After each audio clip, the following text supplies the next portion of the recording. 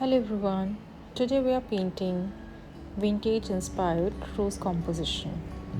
To start with, I'll take deep red shade on a small round brush. We want to start from the center by making small C-shaped curves very close together. We want to leave some white space between them. That negative space is what gives that airy vintage look.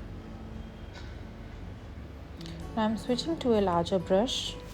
Again, I'll make more C-shaped curves. Now I'm switching to a slightly larger softened brush. As we move outward, we want the petal. Add tiny amount of pigmented pink to the border and let the color flow. Now to bring balance to a page, let's add a companion flower. For this one, I'm leaning into a slightly warmer muted peach pink undertone. We are using exact same technique with a darker center and then opening up into soft watery layers. Let the outer petals bleed naturally into the water. Don't worry about the perfect lines. Using a fine detail brush and muted earthy olive green undertone, let's pull a couple of stems from the bottom of the blossom. And at the bottom right, let's pop in a tiny concentrated bud just beginning to open. Take a diluted version of pink and sweep it in a broader, looser strokes around that core.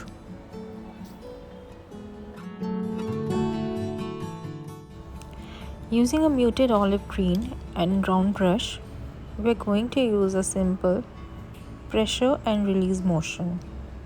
As you pull outward, press the belly of the brush firmly onto the paper and let the bristles flare out. This will form the natural width of the leaf. Drag the very tip of the brush through the center.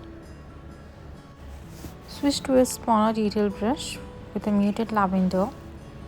Instead of painting full leaves, use light, rhythmic tapping motions to create clusters of tiny, delicate teardrop shapes along a stem. This pop of purple perfectly balances the warmth of our vintage roses and pulls the whole color palette together. Now let's bring this composition to life with some more loose organic foliage. Add some deeper violet tone to bring some contrast. There you have it, a soft romantic floral piece that comes together beautifully layer by layer.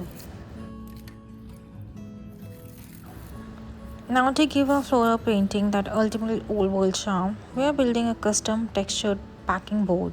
Start with a flat brush and apply a texture layer of white gesso or acrylic paint around the outer borders of your wooden board.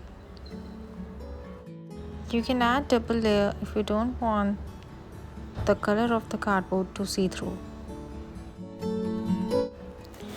You can also add some warm metallic gold paint to give it a stunning distressed antique look. Using the adhesive, lay down a few strands of rustic twine. You can carefully apply some more adhesive at the center so that you can press your painting beautifully. Keep adding more adhesive as required. You don't want any gaps to be shown between the painting and the cardboard. Now to soften our pieces, we are layering some delicate pattern lace over a ball-up corner. Tap a bit of craft glue onto the back of your lace trim. Press it gently onto the corners.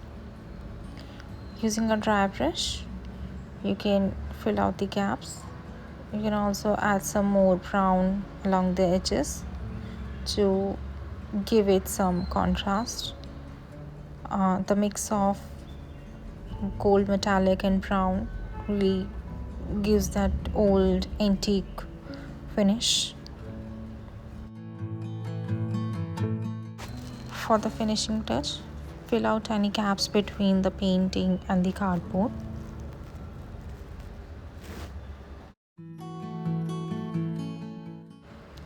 For this piece, I'm also going to add a small coat, Bloom Softly.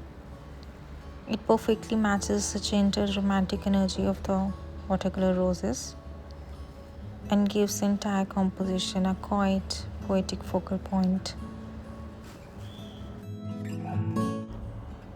Now let's create a beautiful 3D essence. Gather a tiny bunch of dried flowers and place it in the bottom left corner with the help of the lace. Also prepare a vintage button to anchor them together. I hope this inspires you to look at your watercolor paintings as just the beginning of a large story. Thank you so much for creating with me today.